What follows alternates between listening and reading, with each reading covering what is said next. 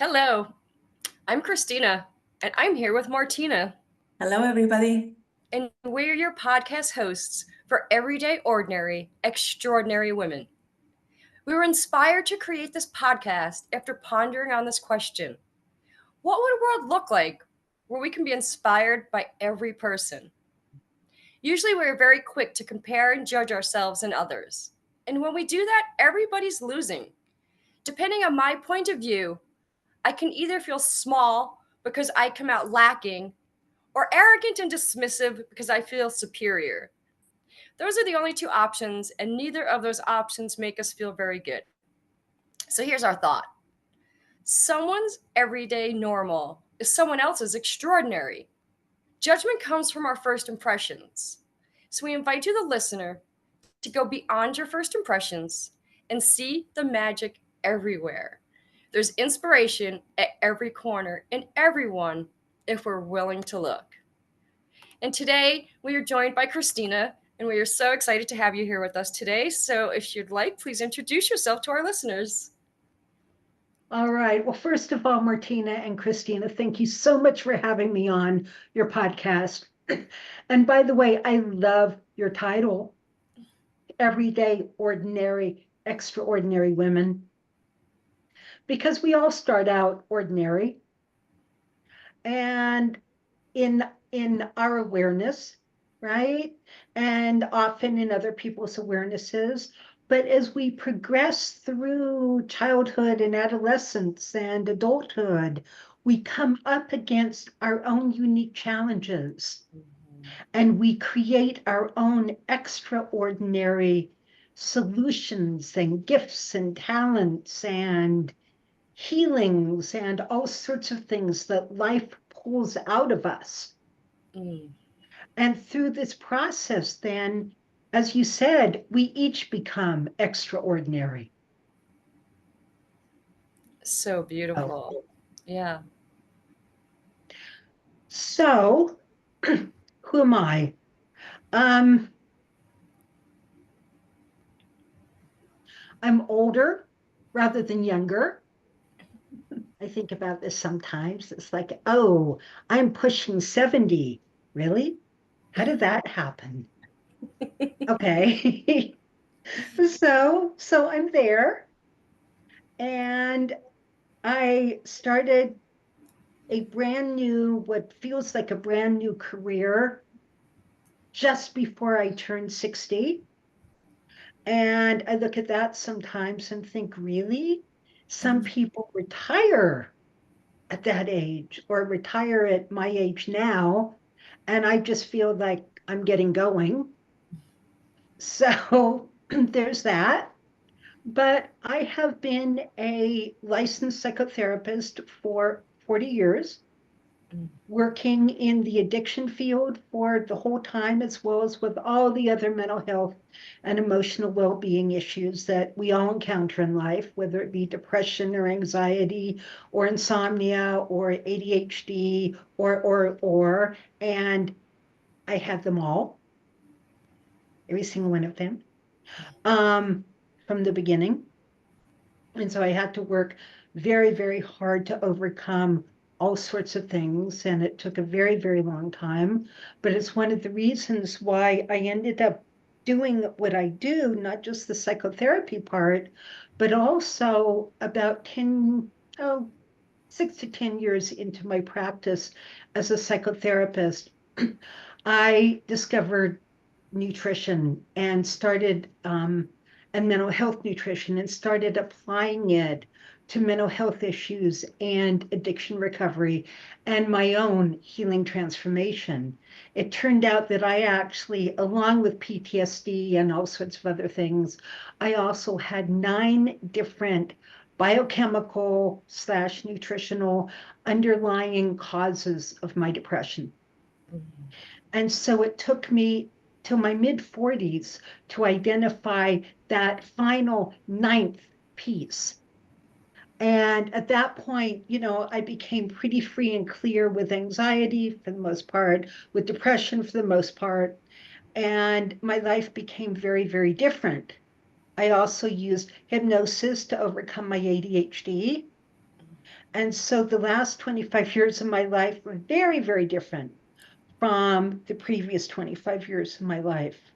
So as a result of all of that and integrating nutrition into my practice as a therapist, I realized I was really onto something. And I wanted to teach other practitioners how to do this. So about 8 years ago, I started an online school, the Academy for Addiction and Mental Health Nutrition, to teach other practitioners, whether they be nutritionists or therapists or anybody else, how to do this too. And about 3 years ago, I started a nonprofit organization called Eating Protein Saves Lives, because it does, to get this information out to the ordinary person. This Wow. little snapshot of who I am. I am so impressed, Christina, by your commitment to mental health and and nutrition and what a difference. But what I'm hearing is that you're such a good psychotherapist because you've done the work on yourself first. Mm-hmm. Then you really saw what was missing in that field too and created Exactly. this whole niche that is just extraordinary. Like it's so extraordinary. I am excited. I have goosebumps. I'm so thoroughly excited about this conversation. It's just such a missing one in our health field, Yes, not it just is. mental health, but in health in general. That your commitment is just outstanding, and I'm so excited. Let Thank me you. hold on. Let me just quickly say something. When you were talking and right before we started the call, one thing that popped in my mind, I remember my kinesiologist sharing how she had a client that came to her saying that she was feeling like she's going into a depression. Mhm. And she had suggested that she just stay away from dairy, nothing else, just stay away from dairy for a few days. And after 3 days, the woman came back and she's like, I feel great, nothing happened, and it's those little things, right, that we don't even know that might be triggers for something bigger. Mhm. And so I really applaud you for stepping into that field that usually, it's like we're so trained in popping a pill, going to the doctor and just different thinking and the courage it takes and the willingness it takes Mhm.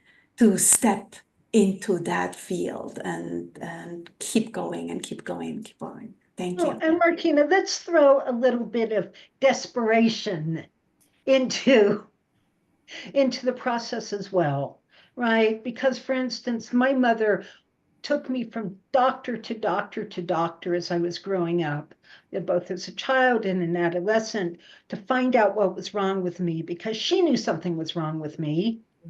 I didn't have much to compare with, but it didn't feel right.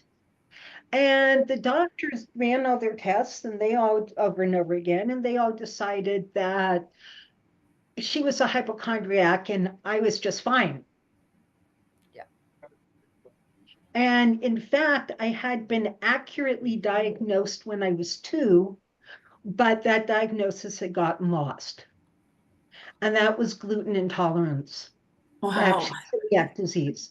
Got diagnosed with it when I was 2 because I almost died from it. But they didn't know the gluten connection with celiac disease when I was 2.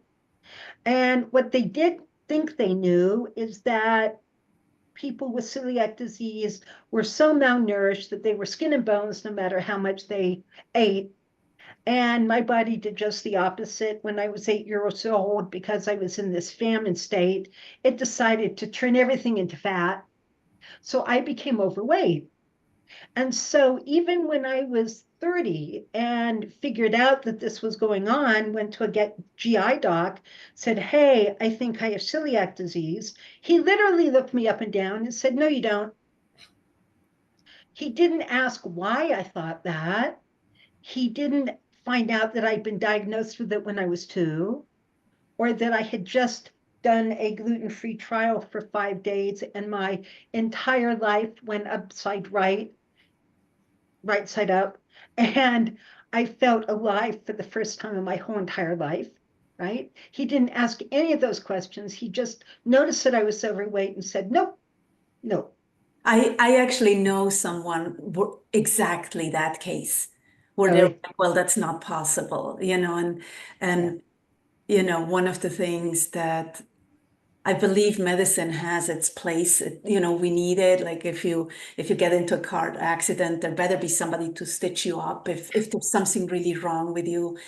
But the not questioning, like Yeah. doctors often get looked at like gods, right? Like we follow, somebody says, the doctor says, and we say, oh, okay, the doctor said, rather than, no, that's not what feels right in my body, or so, and we talked before getting, like, before the recording, about how disconnected we really are from our bodies, right? We've been really Yeah. trained to focus on our mind much more than our body and the well-being of our body.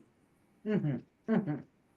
And so this is why I teach my students what questions to ask. Yeah. And somebody, comes to me and says, what can I do for my depression? What can I do for my anxiety? And I just start asking all these questions to get a picture of what's going on. And then I start coming up with some ideas. Yeah. Yeah.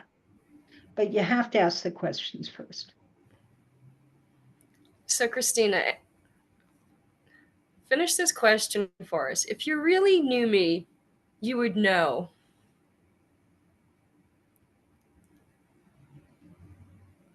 That I'm actually really shy.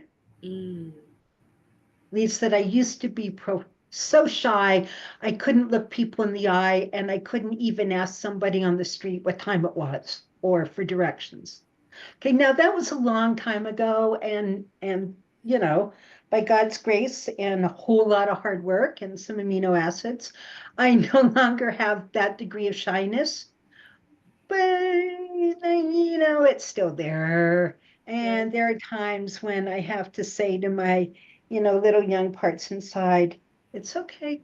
It's okay. And especially when, I try to get myself a little more out there into the world, or a lot more out there in the world. And they say, no, no, no, no, we want to be back here. I say, yes, it's okay. It's okay. That's just, we'll be fine. And it is constantly, it's that play, right, with our parts. It's like, yeah, Christina, if you would hear her, she, when she talks about when we started recording the podcast, where she almost would throw up every time when we when we did one of these, right? Because it's like, Yeah. you know, and and it is that, like taking those parts by the hand and say, yeah, I understand. We're still gonna do it. I love you. It's okay. You're entitled to be here. We're still gonna move forward. Yeah. Exactly. Beautiful. Beautiful. Yeah. So tell us something funny, silly, or embarrassing. I looked at that question, Martina, and I could not come up with an answer. Okay. I just, nothing popped. Okay. So maybe it'll pop as we go along, but as of Right. right now, funny is not, I can make people laugh, but not by thinking of something funny. That's okay. We will move on. If one pops in your head, then you can let us know. Okay. Okay. So, what would you say your superpower is? I think I have two. One ends up being a professional one, which is how to translate really intense scientific stuff into ordinary language and make it very understandable and usable by the ordinary person. It's a true gift. Okay, yeah, I appear to be really good at that, and I appear to be really good at teaching some of these concepts to people in a way that just works for them. So I think that's why I've ended up running a school, teaching science to non-scientists. So that's that. On, excuse me, on a more personal level, I think it's making people feel safe, loved, and listened to. People, and that's important to me for people to feel that. But I think I had that ability long before I knew what it was or that I could do that. So I think that that's a gift that's just, kind of part of who I am in my essence. And part of I'm very glad that that's who I am in my essence. And it's probably also part of why I became a psychotherapist.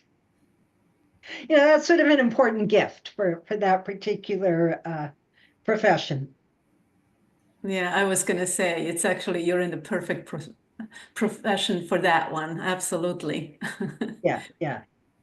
Beautiful, beautiful. So tell us about the time you took a chance for love. And that doesn't have to necessarily be romantic love. Oh, I, again, am not sure about that answer. But I think it really was when I married my husband, and he's on the spectrum and has severe ADHD. And then, there's some issues there that I couldn't name at the time. I just knew that there were some things there that weren't quite right. Sorry, my dog's barking in the background. And yet I did love him, and I decided to go ahead and marry him anyway. And we are now almost 40 years later. And yes, those things that looked like they were problems at the beginning really were problems and really did need to be overcome and still need to be overcome. And yet here we are almost 40 years down the road, and we're okay. And in fact, we're good. And as a result of overcoming those challenges, I certainly grew and transformed in ways that I simply would not have otherwise. Simply wouldn't have, right? Because you grow when you're faced with particular challenges. And so it's like, well, do you run or do you grow? Do you run or do you grow? And somehow I just kept growing. You chose to grow. You chose to grow. Yeah. I did keep choosing. I like And to point that noted out, that that as I kept you chose to grow, right? That was you saying yes to the challenge, right? there you I go. strongly believe that whoever we encounter in our lives are here for our growth, for our development, for to learn, to teach us, particularly the ones that are not the easiest ones to be around. And we get to choose. We get to choose whether we want to take it on now or later. I remember somebody way back when telling me, you know what? I want to work through this issue because I do not want to come back in a future life and have to deal with the same issues again.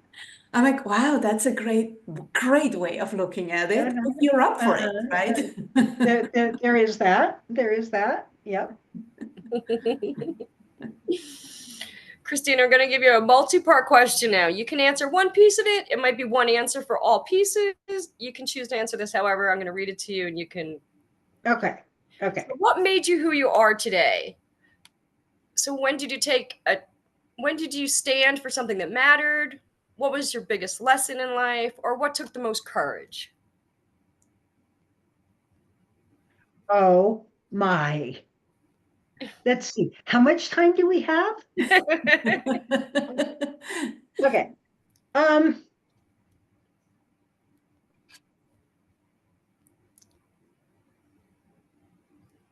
I think that, I'm standing up in my work. I'm very passionate about my message that nutrition needs to be part of the, recovery conversation. I'm very passionate about that. So I stand up for that, something I believe in passionately, and I stand up for that every day. And just as a little aside, decades ago, when I was so very, very shy, I knew I was not capable at that point in time of standing up for anything. And so I looked at God and I said, if anything came down the pike right now that was really important for me to stand up for, I don't think I could. Having forgotten that I already had, and I'll get to that in a minute, I don't think I could. So you're going to have to get me to the point where if I need to, I can. And there, I need to, and I can. So that's a good thing.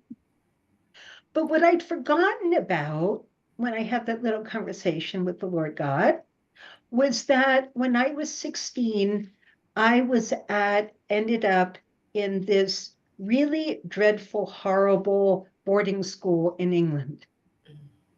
Now, it was advertised as a wonderful school for students that were very serious about school and about passing their exams and getting into good universities. And it turned out to be a school for juvenile delinquents. It was their parents' last resort to get them through the exams and into any school at all.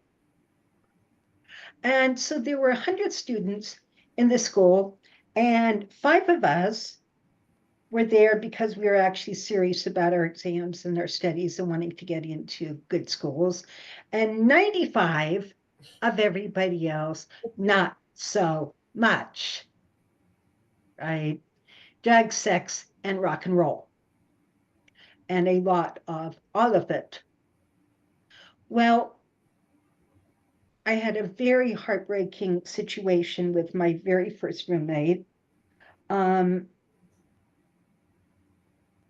But what happened a month or so, a couple of months later, was that a 16-year-old boy, so I lived off campus, but the school itself was in a 3-story building. The upper 2 stories were dorms. And there was this Friday night, there was a drug party, and the 16-year-old kid threw himself out of the 3rd-story window thinking he could fly. He was on LSD, and he died. And I came to the school that next morning and had breakfast with my friends, and we were talking about what happened, and everybody was all upset and just talking freely about what had happened. We all knew what had happened. And then the headmaster pulled us all into the big room and made us promise not to go to the press, go to the police, or tell our parents what had happened. And then he overheard one of my best friends telling another off-campus student what had happened, dragged her physically into his office, yelled at her, and said that he was going to take her to court for slander and that she was lying through her teeth, and how could she?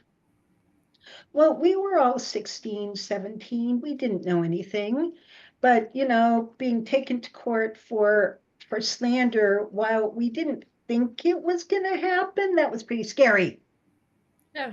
And so we went back to our sources and we made sure we had our story right just in case it happened. And then we had a few more questions. By the 3rd day, the eyewitnesses had changed their stories so dramatically, it just didn't even seem like the same event. And it turned out that the headmaster was blackmailing them to perjure themselves under oath in the inquest. And the way he was blackmailing them, you see, we were wondering how all these kids who never studied, never went to class, or if they did go to class, they were as high as a kite, could possibly pass the exams with good grades and get into a good university, because the school had this great reputation. Well, it turned out the way he was blackmailing them was saying, your parents paid me to make sure you get good grades in your exam. I am the only proctor of the exam. If you do not tell the court what I tell you to. I will make sure you fail your exams. So we found that out, and now we're horrified, and now we're terrified, because all we could think of was, if one person died, more people are going to die. So we talked to my friend's landlady, because we didn't know who to trust, and asked her if she would call the police for us. So there was only one in our little group of 5 who was British. The rest of us were foreigners. And so we stood up for something we believed in. Mm-hmm. And we went against, the culture, which is you don't snitch. And we had a big conversation about, well, you're not supposed to snitch, but, and there was this great big huge but. And the but was that there was all of this unethical, illegal, dangerous, horrible stuff going on. And it turned out ultimately that we found out that because we were assigned a lieutenant, and we found out that the headmaster was part of a drug smuggling ring. He was dealing drugs to the students, and it ended up that the chief of police was involved. Oh my God. Okay. Wow. The whole thing got swept under the rug. And so I learned some really, really important things that year. One is that I actually, shy as I was, had the courage to stand up for what I believed in. And secondly, evil does actually really, truly exist. And things don't always work out. Wow. But I'm pretty sure that's why I became an addiction counselor. Yeah, I get it. Yeah. And there's so many aspects in that, right? As a minor going against authority figures, and like there's so much in there that is like, whoa, good for you for doing what was needed to be done, right? As I tell my children at the end of the day, you go to bed with yourself, right? You know Right. if you did good or not. So That's in a right. way, like your conscience is clear if Oh, you yeah. speak up, right? Rather than going along. Oh, Wow. yeah. And we did the right thing. Yeah. It didn't work. I mean, we were a bunch of 16-year-olds, but we did the right thing. Yeah. Yeah. Wow. Okay, this is a quite heavy topic. Yes, I bet you weren't expecting that answer, right? Well, it's all perfect, right? It's all it's all part of, you know, showing showing each other what can be done, right? We Yes. have this courage within us to step up, right? And We we do never when know it what's is gonna needed. we never know what is going to happen, right? That's But right. we need to do it for ourselves, if not for anyone else, right? So Christina, what fills you up? What do you do to recharge your batteries? Oh, I plant pretty flowers in the garden, and I play Irish music. I love playing Irish music with other people. I play the Irish penny whistle. Ooh, how cool. Yeah. So that's what mostly fills me up. I spend time in prayer. I relax by doing those fun wooden jigsaw puzzles where the pieces are all these funny different shapes. So yeah, Very cool. Your I like mind's going on always going. when I can walk. I like going on walks. Yeah. Awesome. So good. So, Christina, what are you most grateful for?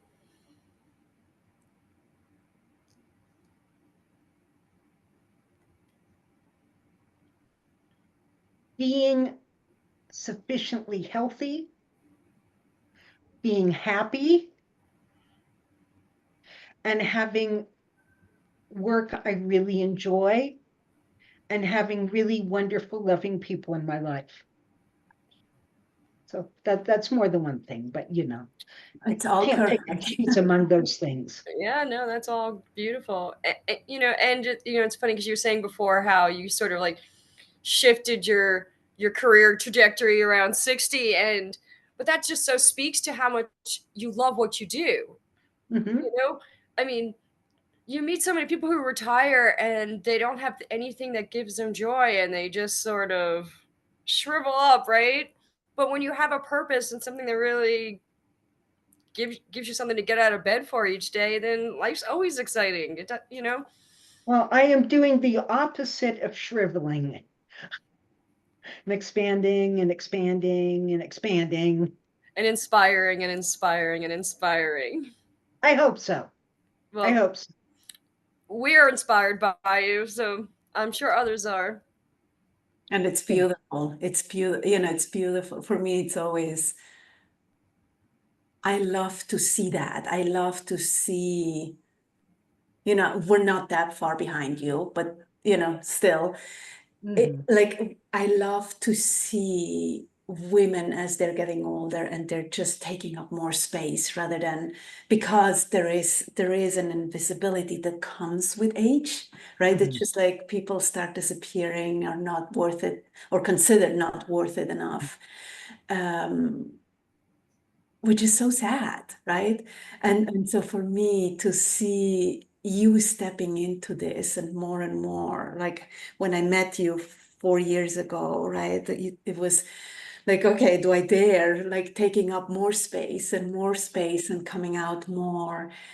Um, it's just so beautiful and so inspiring to watch, you know, as an, you know, yeah, it's not hopeless that going there, right? In a way. No. And not that that's my conversation, right? But still there is something about it where it is very much in society that more women than men, but still the older you get, the less you're worth, right? Right. That's Which right. is which is really, really sad, really sad. It's very, very sad. And so not true I was just gonna say, if yeah. women have the opportunity and the context to keep on growing and thriving and being creative. And yes, Yeah. yeah, And the system is set up in a way that, you know, you work and then you retire and then you're done, right? that's right. That's right. So, Although there's lots of volunteer jobs out there, yeah, and some That's of true. these organizations need really highly creative, I could use a few. There's some retired people out there with some of the skills that my little nonprofit needs. Come on, come on, come on. I could use you. I don't care what color your hair is.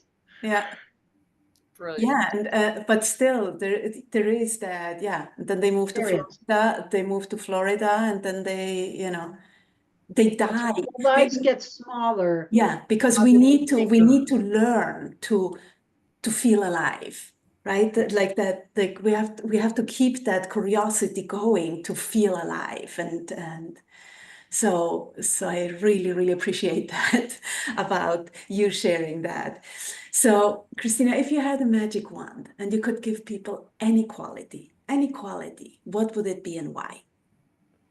Okay, I did think about that question ahead of time.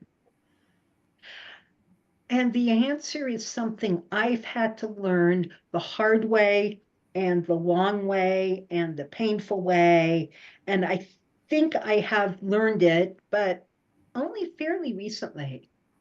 And that is that the world truly is and can be a safe place to be in, and you get to trust it. I did not know that for a very, very, very, very, very long time because growing up was never particularly safe. And so I carried that fear and that insecurity and that anxiety with me until really quite recently. And for the most part, it's gone. For the most part, it's gone. which is why I can put myself out there, which is why, my business is going through some challenges right now. And I'm looking at it saying, well, what do? You can give up, but I'm not a quitter and I'm not a giver upper. And it's really interesting because I have absolutely no anxiety about it. I'm not worried. It's just that, okay, something has to change. It's like, well, what's going to change? Are you going to stop or are you going to not stop? And it's like, well, I'm not going to stop because that's just not me. And because this matters too much. So I'm going to take out a business loan and I'm going to hire a marketing firm and I'm going to keep growing and I'm going to keep going forward. And when I discussed this with my husband, he said, that's fine. Because, if it doesn't work out, you can always, have a business bankruptcy. And it's like, that's right. And that's not the end of the world either. Okay. Exactly. And so I just hired myself a marketer, and I just put a very large amount of money on my credit card. Good for you. Good for you. And it's those. I have no anxiety. Oh, that's so great. That's the best part about it, right? And it's Which is like a miracle. Those little courageous steps, right? So it feels like a total miracle that I'm sitting here in complete peace, having walked around the whole thing, looked at it very, very objectively, and said, okay, this is the next step. This is what the next step requires. I'm used to jumping off cliffs. Let's just go fly. Woohoo. So awesome. Yeah. Yeah. So that's what I wish I had learned a very long time ago, because I think it makes life so much more easier, fun, enjoyable, and it allows you to do so many more creative things, right? When we're not afraid, what does fear do? Fear squishes us, Yeah. right? When we're not afraid, when we're not anxious, when we get to trust, we get to fly. Yeah. It's such a beautiful answer. We've had a lot of answers to this question, and you're the first person who's given this answer. And I have to say, I almost cried when you said that. I realized how much of my life has been organized around being safe or not feeling safe and trying to feel safe. And it's only in the last few years that I've really owned that I create my safety. Yes, exactly. I think I've looked for it everywhere else, for everyone else to create my safety or whatever. And now I'm clear I'm in charge of that, which is a very powerful place for me to get to. But I love that answer because we can create our safety, or we can find it, or there's something in just knowing that you can create it, right? That's right. We can both create safety in ways we certainly couldn't when we were younger. We can respond to unsafe situations much more creatively and much more resourcefully than we ever could. And we can reinterpret unsafe situations in a way that can give life. Yeah. I have found that even just voicing sometimes with the people I'm with that I don't feel safe is all I need to do sometimes. And it doesn't make sense to them that I don't feel safe, but having a conversation makes me feel safe. And so exactly. Yeah. And how powerful, like I was having this conversation too with someone. It's like, if you would ask me once a day, what do you need to feel safe today? Right? What would that provide? And I was like, wow, that's just a completely different world. Right. And then I can ask for it. First I have to think about it, and then I have to ask for what I need. And when I'm giving it, then I can just like relax into myself. Right. That's right. Yeah. Beautiful. So good. All right, Christina, because I know you're never going to grow up. Who or what do you want to be when you grow up? If there's no time or money restrictions, what would you want to do and why? I want to play in a professional Irish band. I want to become a really good jewelry maker. I would love to be able to paint, but I don't know that is one of the talents I have. I want to have a gorgeous garden. Now, this year I have the best garden I've ever had, but yeah, I would be a horticulturist. Here we go. When I grow up, I want to be a horticulturist and have beautiful gardens with lots of beautiful music that I get to play in my gardens. Beautiful. And then there's plenty of fairies that live in your garden and just make it magical and come alive. Exactly. Okay, I'm coming. With lots of color. Mm-hmm. Well, that's from your flowers, right? That's right. Yeah. Beautiful. Beautiful. Mm-hmm. So, what are you most proud of? What do you consider your biggest accomplishment? Surviving. Surviving, overcoming, and learning how to thrive. Oh. Yeah. Because there are things I'm proud of, right? I'm proud of my business. I'm proud of this, and this. But foundationally, having had to overcome everything that I've had to overcome, and there's so much I've had to overcome that I have not shared with you all. Surviving, overcoming, healing, transforming, and thriving. And never giving up. Never giving up, but also being able to take everything. So like in my early 20s, I was sitting on an enormous amount of emotional pain that I didn't even realize was not normal. Okay, it felt like there was this physical knife in my heart. I didn't realize that was not normal because you never know what other people experience until you start talking to them. And I wasn't really talking to too many people at that point in time. But I didn't understand it. And I had a spiritual life then, or at least the beginnings of one. And I looked at it and I said to God, well, you're not taking this pain away from me.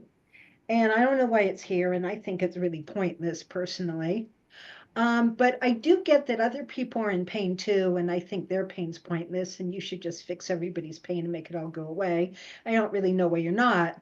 But since you're not, will you please take my pain and allow me to do something with it to help relieve other people's pain?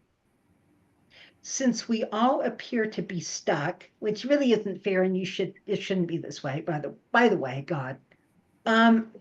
But would you please take my pain and use it to relieve other people's pain? And that was my prayer in my early 20s. And God has answered that prayer tremendously, over and over and over and over in so many ways. So that, I think, means more to me than even my own overcoming and thriving, right? It's that through my journey, I've been able to help and inspire and help heal a whole lot of other people. And that makes me want to cry. Yeah. Especially when you think about the ripple effect, Christina, like it's not just the lives of the people you touched, but then how many lives did they touch, and so on and so on. And it's almost, we can't even wrap our head around how many lives it's really impacted by the work you've done. But it's really special, and you continue to do, Yeah. Yeah. And now you're training people, so now it's a bigger ripple, right? Because now they're helping people, and it's the magic is just, yeah, it's really profound. Yes, you rock. You absolutely rock. I mean, and the other thing is just like the trust that you have, like the communications you have with God, right? And you know, is just really beautiful. It's really, really beautiful. Thank you for sharing that as well. You know, it's like for sharing every little piece of your beauty, but you know, that one is something that many of us are just a little disconnected, right? Mm-hmm. Yeah. So Christine, no, go ahead. Go on. I was going to ask you about your business. We know you have businesses that you talked about. Do you want to share a little more and let people know how they can reach out if they're interested in learning more? Yes. So I have two businesses because I really don't have a private practice anymore. There's a very, very tiny one just to pay a few bills. And, you know, people come to me and knock on my door and say, please. And it was like, okay. But because where I'm really trying to put all my time and energy and effort is in my school, the Academy for Addiction and Mental Health Nutrition. So we have a little 6-hour intro course. If anybody's interested in it's called Discover the Power of Nutrition and Recovery. But it's also recovery means recovery from mental health, from behavioral issues, from addictive issues, you know, nutrition can be so powerful in all of these things. So little wonderful 6-hour class that we offer once a month live on Zoom, and then is also recorded and on demand. And then our full-blown certification programs, our level 1 training, which teaches people to become expert at amino acid and nutrient therapy along with diet for mental health and addiction. And we help people expand their businesses or build new businesses or learn how to be volunteers out there in the community. So we really walk with you to take this knowledge, not just for yourself or your clients, but also for the world. Level 2 applies all the tenets of functional nutrition to mental health and addiction. We're the only school in the entire world that applies functional nutrition to addiction recovery. So we do that. And I built such a wonderful, well, I say I built, but really we've all built together collaboratively this amazing community. And we are building a directory so that people can come and discover all of the amazing skills that, you know, are represented in my community. But it's a very supportive, loving, brilliant group of people. So that's the school. And then my nonprofit, and we're looking for volunteers, and we need money. We really do need money. Because what come on, I do know the name of my business. Eating protein saves lives. What we do is we create educational materials. We have posters, you know, that you can put up on your wall or in your office or in community centers to let people know this very, very important message. I now have a big banner stand up in the local mall with this message for the next year. And I show up at conferences telling people about this and handing out flyers and handing out posters and handing out informational booklets. And so I invite people to join with us in this because it all needs funding. But send me wherever you want to, and I will go and talk. And so those are my two businesses. So the notes will, I guess the information will be in the notes, but Yes, you can reach we'll me. You can reach me, and I'm always welcome to take phone calls at 303-888-9617. The website for the school is aminoacidtherapy.com. The website for the nonprofit is eatingproteinsaveslives.org. Fantastic.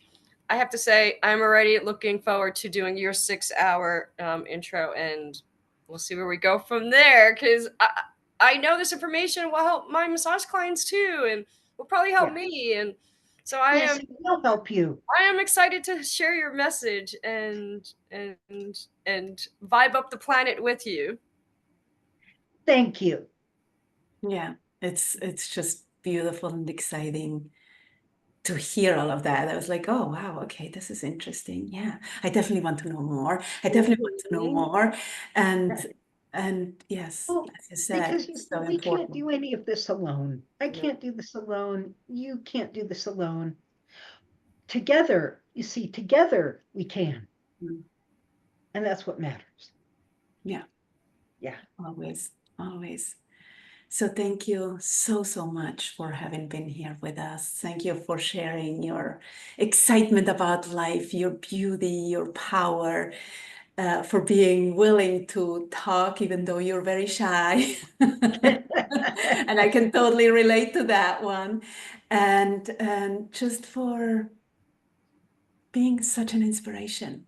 Thank you. Thank you. Thank you. Thank you. And thank you for all of you out there who are listening. And if you love this, please share, please check out Christina's website, please take her class if it speaks to you. Please leave us a review, please share, and please always remember that you are extraordinary. You rock. Until next time. Bye for now. Christina, you want to say goodbye? Bye, everyone. Thank you for listening.